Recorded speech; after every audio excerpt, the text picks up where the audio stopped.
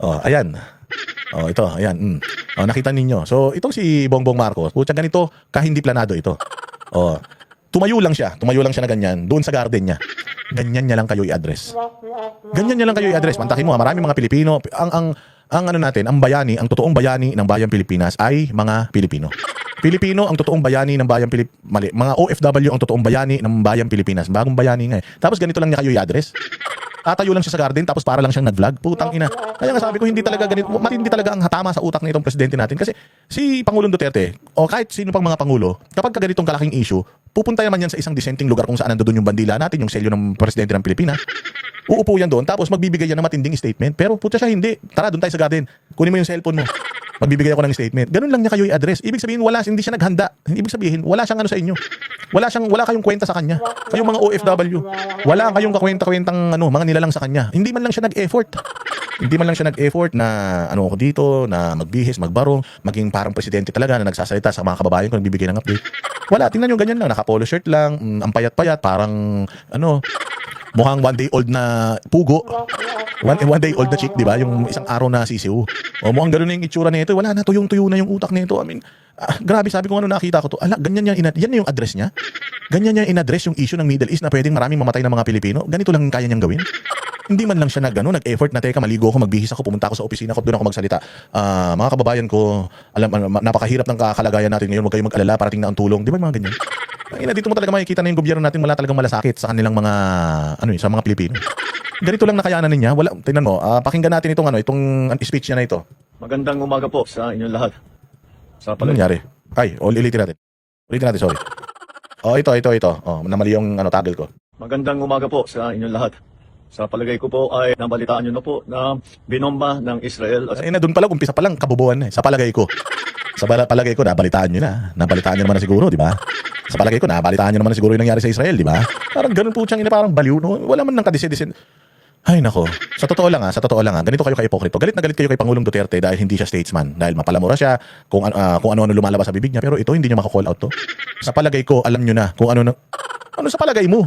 Anak ng tinapay ka, it's all over the news. Paggamit pa lang, choice of words pa lang, alam mo na hindi siya sincero sa mga sasabihin niya. Sa palagay ko, alam niyo na ang nangyayari. Alam na namin matagal na, last year pa, nakaraan pa, alam na namin. Anong sinasabi mo sa palagay mo? Walang hiya talaga, Palagay ko po ay nabalitaan nyo na po na binomba ng Israel at saka ng Amerika ang Iran. At ang Iran naman ay sumagot at bomba naman ng mga American base sa United Arab Emirates. American base, alam mo rin pala eh. So siguro naman, Bongbong, alam mo na ngayon gaano kadelikado yung siyam na EDCA sites na binigay mo sa bansang Amerika. Bahrain, sa Oman at siyempre sa Israel. Alam naman natin, napakarami ang Pilipino diyan sa bandang Middle East. Nakita ninyo kung gaano ka-importante yung i-convey niya na mensahe sa ating mga Pilipino. Saan niya ginawa? Sa gilid ng rest house niya. Sa garden. Siguro kasi weekend yan eh. Alam niyo naman ang presidente, Monday to Friday lang trabaho niyan. 8 to 5. Siyempre weekend, nakapahinga siya.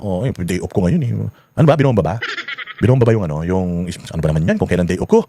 Siya magbigay tayo ng statement kasi sigurado babanatan na naman tayo ng mga kababayan natin yan. Sabihin, maunahan na naman tayo ni Inday Sara magbigay ng statement. Kailangan magbigay tayo ng statement. Ganun ba? Maunahan tayo. Dito, labas tayo dyan sa pinto. Ayan, okay na ba yung suot ko? Sige, on mo na yung camera mo. Magsasalita ako. Tangina niyan. Parang hindi official yung pag-a-address niya sa issues na nangyayari ngayon. Laki-laking issue nito, buhay ng mga Pilipino na nagpapayaman sa Pilipinas. Ganito mo lang i-address? Isang patunay yan na si Bongbong talagang walang malasakit sa inyo. Hindi man lang siya nag-effort na gumawa ng maayos na speech. Hindi man lang siya nag-effort na mag-lay ng mga plano at paanong gagawin. Wala ganito lang yung nagawa niya Paano ba naman? Nasa Malacanang ka na. Nasa Malacanang ground siya baka nasa Ilocos yan. Pero hindi, ayun Malacanang. Nakikita niyo yung kulay pula yung bubong. Yan yung palasyo Lalakad ka lang papunta. Gusto mo magpabuhat ka pa dahil prinsipe ka di ba? Prinsipe ka ng kadiliman Magpabuhat ka doon sa mga tao mo. Tapos umupo ka doon sa opisina mo. May lamesa. May nakalagay. Presidente ng Pilipinas. May selyo ng Pilipinas. May bandila. Magbarong ka. Tapos doon ka magsalita. Para naman official tsaka formal. Ginawa niyo dyan sa garden. Bilyong piso ang ipinapasok ng mga OFW para sa ekonomiya natin lumago. Tapos yan lang ang gagawin nyo, effort nyo. Grabe. Nag-aalala kayo sa inyong mga kilala, mga kaibigan at mga kaanak na nandun. Mula nung nabalitaan natin na nagsimula itong gera, ay nag-monitor na kami kahapon pa. Tangin na yan. Doon pa lang alam mo sablay na Simula daw nung nalaman nila itong gera kahapon, nagsusubaybay na sila. Kahapon lang. BBM? Kahapon lang? Ang tagal na nitong away ng Israel na to at saka ng Iran. Kahapon lang kayo nag-monitor? Oh, sige. The fact na nagbobombahan yung dalawa na yan. Actually, last year pa, last 2 years pa. Matagal na nagbobombahan itong mga to. Anong plano mo? Paano mo ngayon ililigtas yung mga kababayan natin dyan? Meron ka bang konkreto na plano? Oh. Tumayo siya dyan sa garden. Nagsalita siya. Parang sinabi lang niya na huwag kayo mag-alala. Paano hindi kami mag-aalala? Putya. Parang wala ka na sa sarili mong katinuan. So sabi niya, huwag kayo mag-alala yung mga kamag-anak. Alam ko na nag-aalala kayo. Talaga nag-aalala kami kasi ikaw presidente habang nangyari to. Oo, kasi sa totoo lang, kung kay Pangulong Duterte nangyari to, nagpalipad na si Pangulong Duterte doon ng mga eroplano. Waltakin mo, meron kayong eroplano na pinadala niyo si Pangulong Duterte sa ibang bansa, pero wala kayong eroplano na maipadala diyan sa mga bansa na yan para kunin yung mga Pilipino iuwi sa Pilipinas. Tingnan niyo kagagawan niyo. Gumamit kayo ng assets ng Pilipinas para ang isang Pilipino maipatapon niyo sa ibang bansa, tapos yung mga Pilipino na nandiyan wala kayong plano. Sasabihan niyo lang ang tao na huwag mag-alala. Ang ina niya, paano hindi mag-aalala, missile yan? Late afternoon sa ating mga embassy, sa ating mga labor attaché, sa lahat ng mga embassy natin doon sa Middle East. At nais kong i-report sa ating mga kababayan na sa ngayon, as of 9 o'clock Sunday, wala po tayong Sunday kasi. Linggo kasi mga boss, pahinga yan eh. Oo, eh. Parang nakainom yata. Pahinga yan, syempre. Magtatrabaho po na Malacanang, no ba naman? O kaya dyan na lang siya sa may garden habang nag-aalmusal siguro o nagkukwentuhan sila, ganyan. Oh, so wala pa naman daw namatay. Meron na pong namatay na Pilipino sa Israel. Natamaan daw ng shrapnel habang yung kanyang inaalagaan. Kasi karamihan ng mga Pilipino dyan, mga caregiver ng mga matatandang mga Hudyo eh. So habang nililigtas daw niya yung kanyang amo, tinamaan ng shrapnel. Babae, namatay. O ngayon, ano nang gagawin natin doon, BBM? Anong gagawin natin doon sa tao na yun? Anong gagawin natin sa mga Pilipino pa na nandiyan dyan kung meron ng isang namatay? Pagtsangin na yan.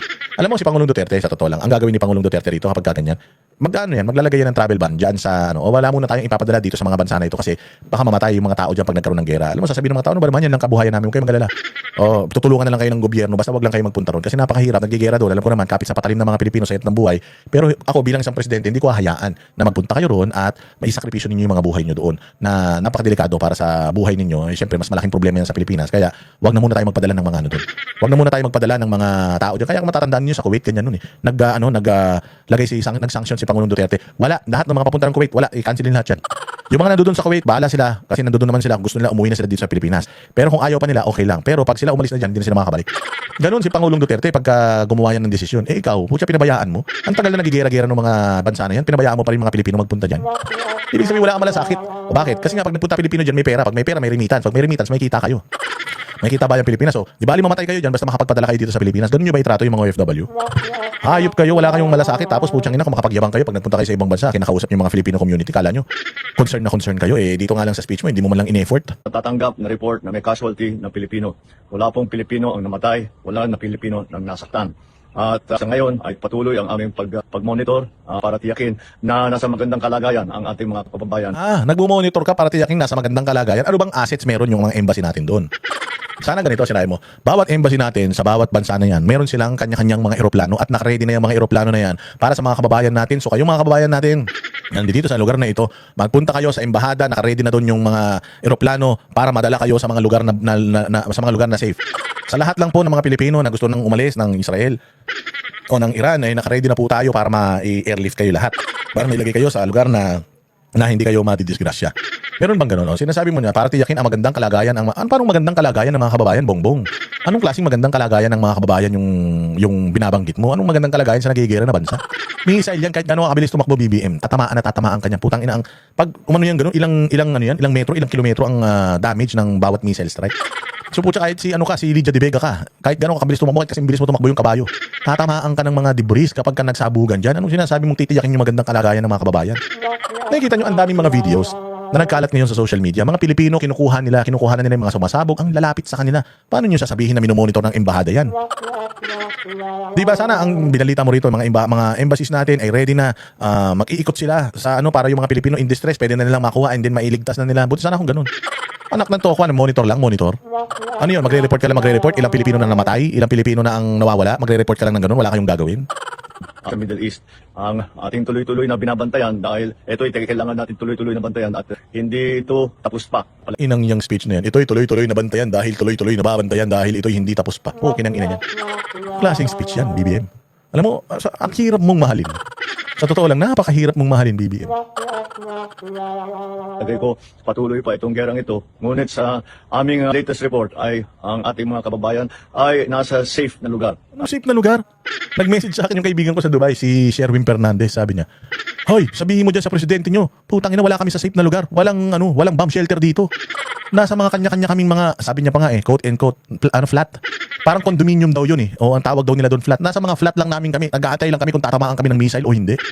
Anong sinasabi mo mga nasa safe na lugar na sila? Saan yung safe na lugar na yan, BBM? Sana man lang sinabi mo, o yung mga nasa Dubai, nasa safe na lugar sila, nasa ganitong address, nandiyan yung bomb shelter. So mga nasa Dubai na mga Pilipino na nakakanood nito at feeling nyo hindi na kayo safe sa mga flats ninyo, pumunta na kayo sa lugar na ito para dyan safe yan kahit tumama ang missile ni Babachi. Hindi yan guguho. Sana ganun man tayo mo sabihin mo nasa safe na lugar sila. So assuring lahat ng Pilipino sa buong Pilipinas, buong mundo, nasa safe na lugar. Ang dami nagme-message sa akin, nagpapakita ng mga video, yung mga kalapit lugar nila, binobomba na ganun, nandoon lang sila sa bahay nila, nagdadasal. Pakasinungaling mo kasi. Nuknukan ka ng sinungaling. Akala mo siguro telegrama pa din para makakuha ng impormasyon ng mga tao. Hindi, live na ngayon. Pati ngayon pagsasabog, sabi nga ng kaibigan ko, grabe boss Dada, yung interceptor, yung nai-intercept yung mga missile sa langit, ang lakas ng sabog. Lalo na kaya kung dito sa Pilipinas, dito sa Lapag. Lalo na kung yung missile na yung bumagsak dito, gaano kalakas yun? Imagine mo, ang taas, parang quitis lang daw. Boom, gumagano. Pero grabe daw talaga, ang lalakas daw, nakakatakot po siyang inang yan. Tapos sasabihin mo, nasa safe na lugar ang mga Pilipino. May Facebook ka ba, sir? Manood ka ng Facebook, tingnan mo, ang daming mga Pinoy, nagbi-video, kanya-kanya silang kuha ng video, kanya-kanya silang send sa amin. Na napakadelikado, ang lalapit ng mga sabog sa mga lugar nila. Oh, promise, sabi ng kaibigan ko, wala, hindi kami makaalis dito kasi pag lumabas ka, baka mas delikado kasi ang tinatarget nila yung mga base militar at saka yung mga halimbawa, Burj Khalifa, yung mga magagandang establishments, yun ang tinatarget nila. So we are hoping and praying na itong condominium namin hindi nila targetin, safe kami dito. Pero para sabihin mo na lahat ng mga Pilipino ay nasa safe na mga lugar, may mga sinungaling, napakasinungaling mo, sir. Dito mo talaga makikita wala kang malasakit sa bayang Pilipinas pati sa mga kababayan mo sa abroad. At sila ay kapunta sa mga bomb shelter kung saan sila at lumalayo sila doon sa mga bases ng Amerikano. Sana ganun ang sinabi mo, sir. Lumayo kayo sa mga base militar ng mga Amerikano dahil yung target nila. Dito sa lugar na to, mayroong mga bomb shelters dito. Pumunta na kayo. Nandiyan dyan ang embahada natin. Willing kayong i-accommodate. Pucha, binigyan mo ng assurance. Huwag kayong mag-alala. Nasa safe na lugar ang mga kababayan nyo. Tapos putangin na may magme-message sa'yo. Ano nasa safe? Pucha, inang yan. Parang mga inaantay na nga lang namin dito bumagsak yung mga missile na yun. Wala kami magagawa. Hindi rin kami makatakbo. Kasi nga, buong binobomba nila. So, napakasinungaling talaga nito. Upang hindi naman sila mapalapit sa alanganin. Patuloy po ang pagre-report natin habang dumadating po ang report sa akin. Magandang umaga po. Ganun lang. Tapos may logo na ganyan. Ganun lang niya kayo in-address. Sa garden, parang wala pang kain. Ganun kayo ka-importante.